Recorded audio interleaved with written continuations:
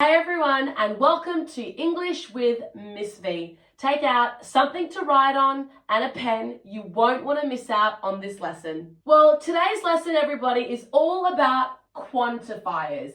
You're going to learn how to use quantifiers when speaking in English. Quantifiers are those words that we use in English that tell us how much or how many of something there is. So we're going to learn to use words such as much, many, a lot, few, and little. So let's go over this one more time so it really stays in your head. What are quantifiers? Well, quantifiers tell us how much or how many of something we have. How much or how many of something we have. But we use much and many in different sentences. Let's go into a little bit more detail for you. So, we use quantifiers when we are using countable nouns and uncountable nouns. So we use them for both. So remember, countable nouns are those things that can be counted. You can count how many there are. Uncountable nouns are those things which can't necessarily be counted. For example, water, money, and time. These are things that you don't normally count. 1, 2, 3, 4. Now, money, we've spoken about this before in a previous lesson. Because money is a concept. You can count currencies. For example, you can count how many dollars you have or how many pounds you have, but you can't count money as a whole. So money in English is uncountable, just like water and time. You can count how many hours or minutes there are, but time in itself as a concept is an uncountable noun. Now that will be really important for you later. Have a look at these nouns. In English, we would say many apples, much water, a lot of books. So have a look. Apples are countable nouns. Water is an uncountable noun. Books are countable. So have a look at when I used many, much, and a lot. Again, many apples, much water, a lot of books. All right, so basically everybody, when you have countable nouns, you can use these quantifiers. Words like many, a few, several.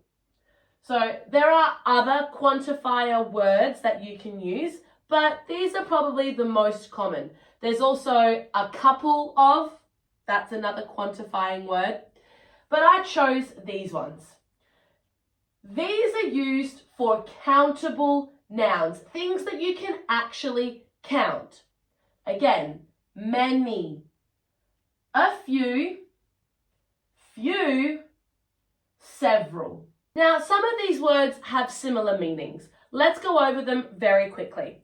So, many means more than one, more than two, maybe even more than three. It kind of means the same as a lot. A few, generally, if I say a few, it means I've maybe got three. I've got a few. Few means not a lot. I have few. So there's not a lot, not many. Several, again, it's kind of like a few. I have several. It could mean more than two, more than three, several. Now let's talk about uncountable nouns. So those are the things that you can't necessarily count. And for those uncountable nouns, we use words like much, a little, little. Now, this little doesn't mean when we're talking about big, small, little. In this case, little means not a lot of, okay? So much means there's a lot. A little means there's not a lot. And little means there's not much at all, okay? There's only a little. So these two are very similar, but this is less than this one. Let's have a look at a few examples and hopefully you won't be so confused. So, I have many friends. Friends is a countable noun. I can count my friends. So I can use the word many. I have many friends. You would never in English say, I have much friends. No.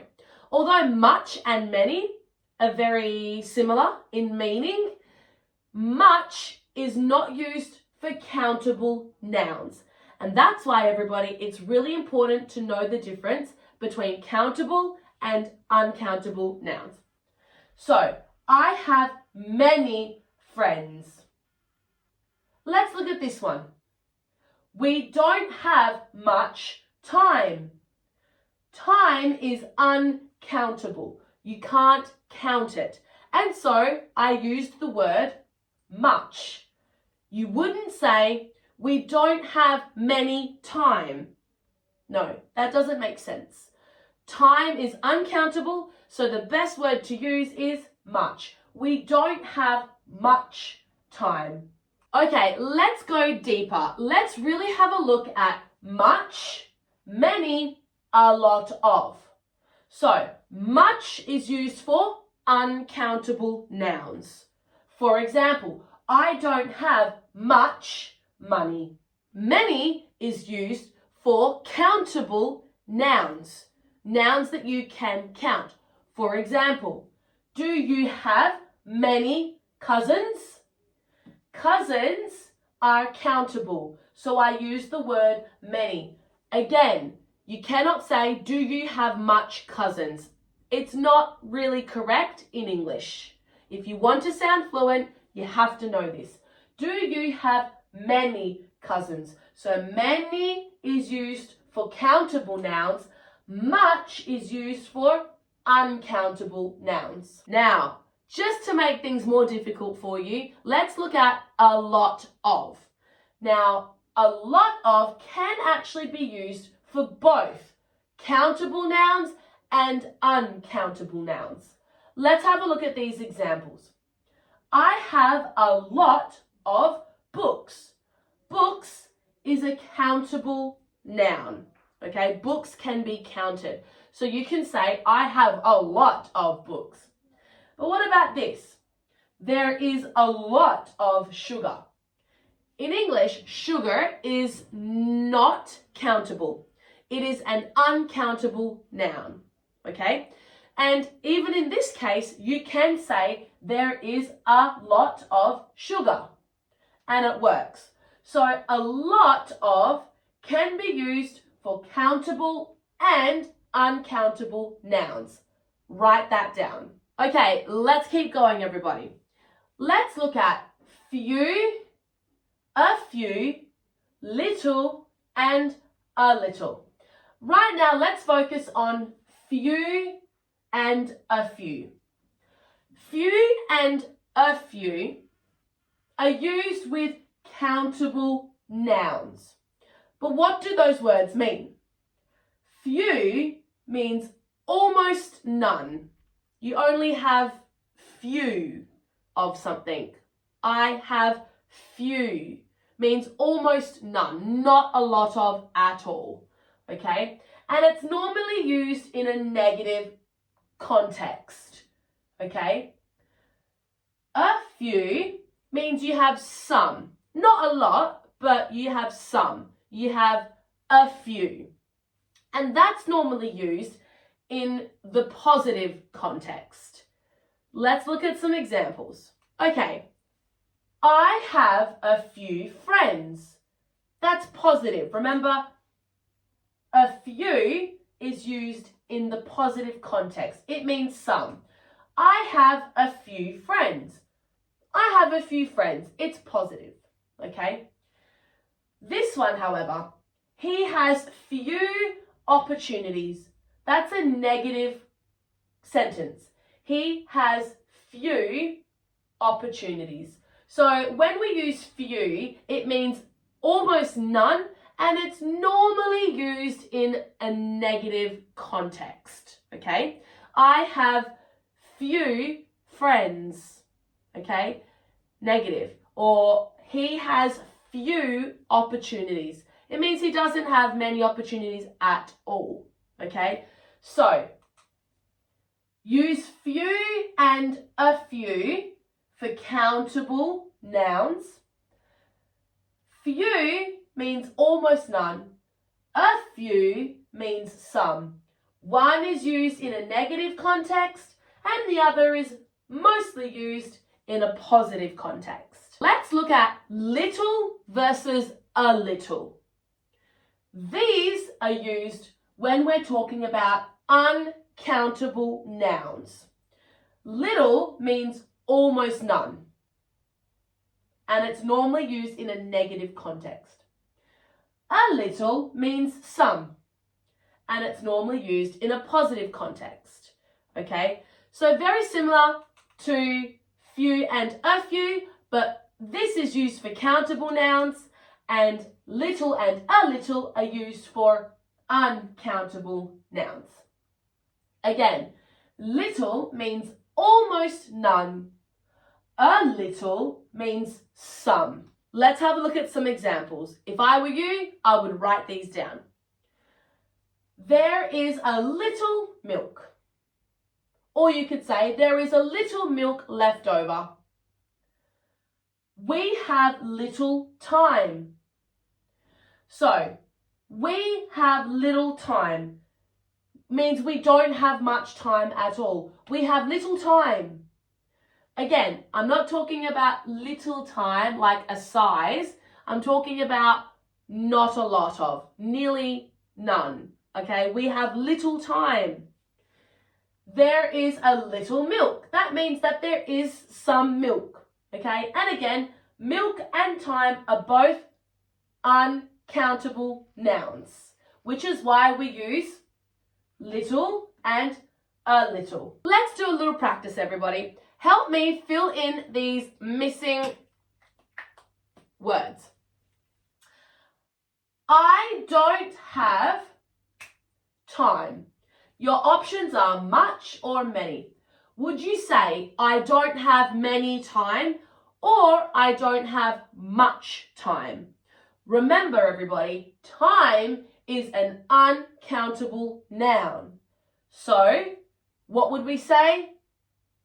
Well done. Much.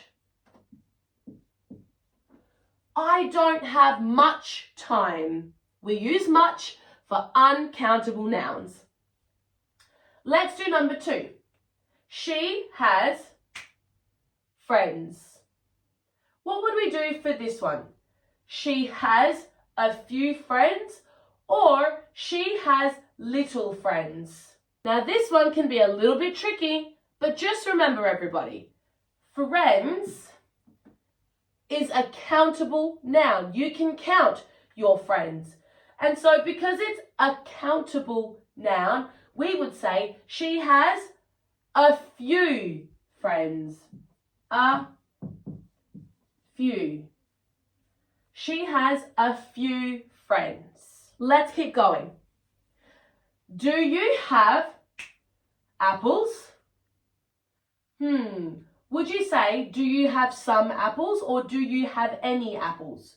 Remember, apples is a countable noun. Go back and look at your notes.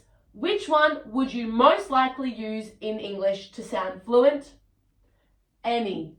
Do you have any apples? Any is the quantifier word we use for countable nouns. Do you have any apples? The last question, we ate of the cake. Would you say we ate a lot of the cake or we ate many of the cake?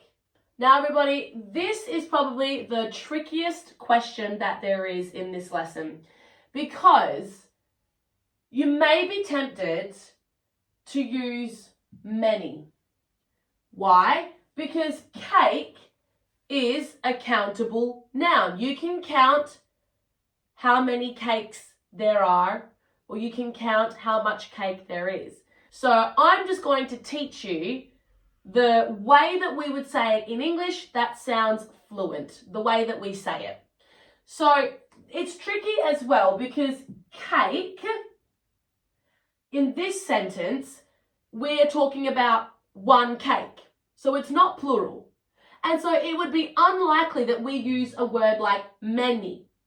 We could say many apples because there are a lot of apples, more than one. But cake is just one. So you wouldn't say we ate many of the cake. It doesn't really make sense. Even though cake technically is a countable noun. So in this sentence, in this context, in fluent English, we would say we ate a lot of the cake. Remember everybody, a lot is one of those words that we can use in both countable and uncountable nouns. So we can absolutely use it in this sentence. But if you were tempted to use many because cake is a countable noun, in this context, you wouldn't. And it's because it doesn't sound right.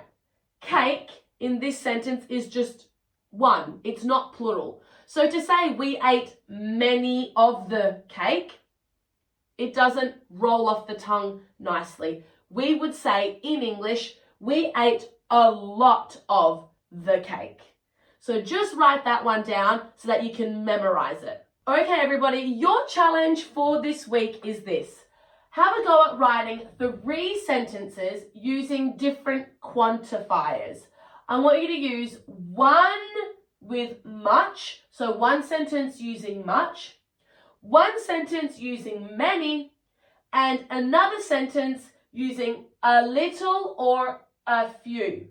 If you're not sure when to use much, many, a few, then rewind and go back and look at those slides, take some more notes. Leave your 3 sentences in the comments below. That's all we have time for today, everybody. That was a tricky lesson. So absolutely go back, take some more notes so that it really stays inside your mind.